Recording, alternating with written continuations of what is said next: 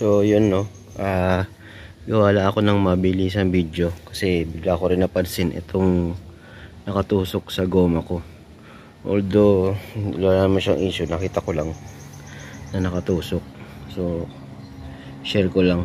So ganyan no, pag ganito huwag nyo kagad bubunutin. Check nyo muna, katulad yan basa, kasi chinek ko na kagad siya ng tubig kung may bubbles, kung sumisingaw siya.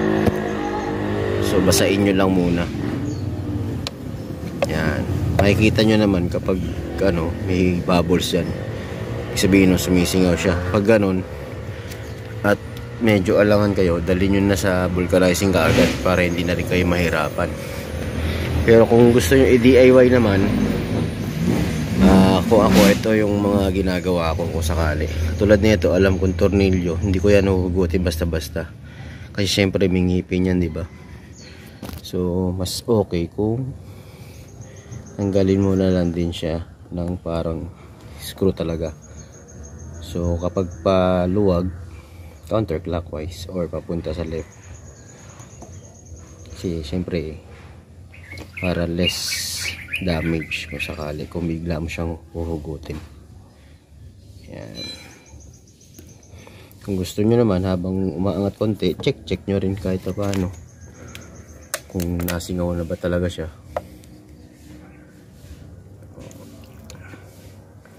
Yan. Pag merong singaw yan, kita mo naman talaga dyan na bula-bula. So wala, diretso lang natin.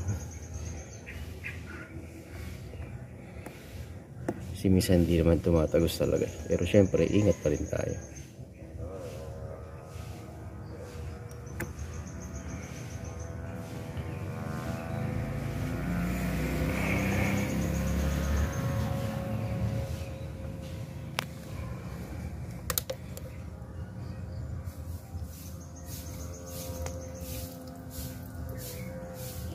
Wala naman talaga.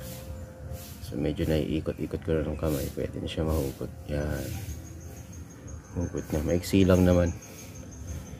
So yun yung damage, hindi naman siya tumagos. Okay. Yan.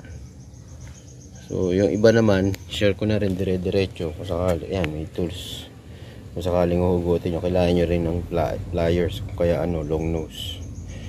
Kung sakaling pa ako yung makikita nyo, pero ito screw, kaya na niroskas na lang natin. So share ko na lang din, tuloy-tuloy ko na tungkol sa hangin na katulad yan. May TPMS naman ako, so alam ko na share ko na rin yan dati. Tignan nyo na lang doon sa ibang videos ko, pero sama ko lang ngayon. Tulad yan, yan yung pinaka-sense niya, nagre-read. Yan, okay naman yung hangin. So masiset naman yan kung PSI, bar, gano'n. Basta yung dilaw, temperature, tapos hangin yung puti. Yan. So bukod sa solar, pwede mo siya i-charge kung sakali. So sa case ko, isa kasi laging gabi yung biyahe ko, nahirapan siya mag-charge, kaya nakasaksak yan, nakaabang kung sakali. Tapos yung pansin ko nung nagpapalit ako ng tint na medyo mataas yung sa niya, nga tawag dun, yung pangsangga ng init, yun nahirapan din mag-charge yun sa solar. So yan, ganito pag itapon nyo na ng maganda para kung hindi na saan napupunta. Tapos tuloy-tuloy ko na rin yung share. Na-share ko na rin to dati. Yan, meron akong vacuum na may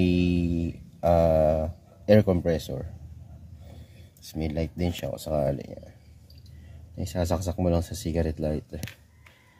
Tapos nitong latest, ayan, may nagbigay sa atin, Sir Bernie, panghangin din siya, tapos may ilaw din siya.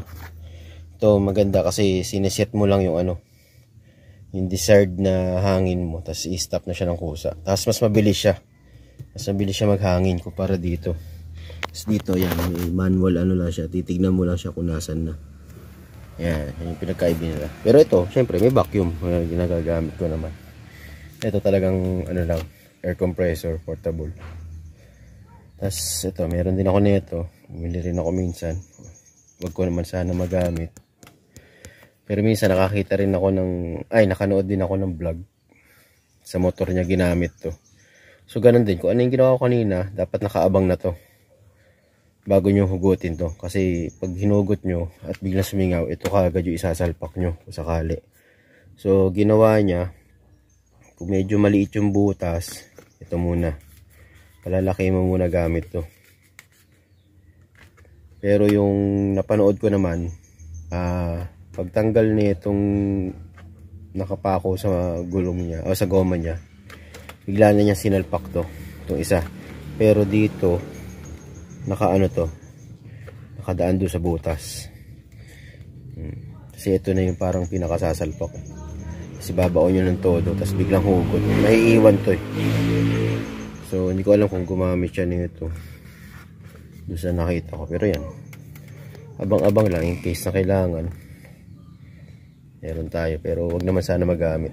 So far yung TPMS, ewan ko kung na-share ko na rin dati, may alarm nga pala yun. Ayan, ulit, nag-a-alarm siya kapag sobrang baba na nung hangin. Pero syempre kung mako-compare mo rin doon sa iba, ikita mo mas mababa siya. Na-share ko na rin yun minsan sa ano naman, sa Facebook ko nga lang. Tapos tuloy-tuloy ko yung video. Yan, yung reserve tire, pag ano, check nyo rin, lalo na yung may mga cover. Kasi hindi na check. Yan. Pisilin nyo, lalo na sa gilid, sa sidewall, huwag dito. Yan, sidewall. Kaya pan-check nyo talaga. Kaya yung iba nabili ng ano talaga, pan-check ang hangin. Tapos ako, ginagawa ko, mas mataas ang hangin nung sa reserve ko. Ginagawa ko tong 40 ang hangin yan. Tapos sa mga ginagamit ko 35. So yun. So share ko na rin yung ano, check nyo rin yung mga tools nyo kasi kailangan talaga yun. So dapat may jack, yung mga wrench. Yan. Ito yan. Ito ilaw. Yan. Check nyo rin kasi minsan kung kailangan saka wala. Pati ano, yung minsan na-share ko na rin yata yung EWD, sakaling sa labas kayo siraan. Nasa roof box lang kaya hindi ko na picture.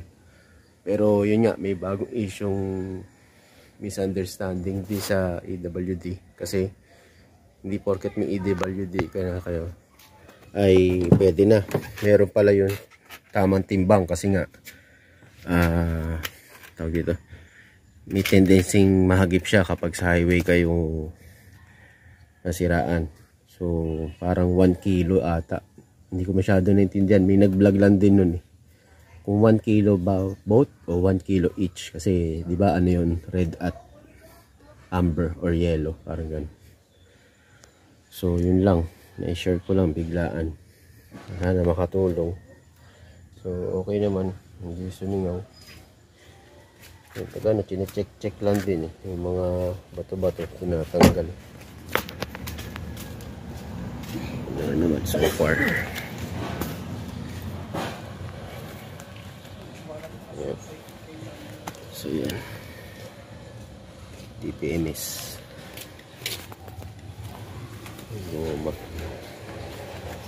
Check nyo lang din. So yun lang, thank you. Na-share ko lang, biglaan lang po. Thank you. Suot ko pala, habol ko lang, kalimutan ko rin. Ayan, yung speaking of tools, dapat chinecheck nyo rin yung mga lug nuts nyo. Siyempre yun, kung maikpit. Pero kung tungkol sa topic natin, in case magtatanggal kayo ng ano nyo, flat tire, siyempre dapat ready yung tools nyo. Katulad ko sa case ko, iba na yung sukat nito ng lug nuts ko. So iba yung tools ko kumpara doon sa stock na tools natin. Tapos meron din ako special lug nut na may iba rin susi, kumbaga common ano lang na susi, pero iba yung pambukas sa kanya. Yan. So iba to sa stock, so iba rin to special tool. Yun, add ko lang. Thank you.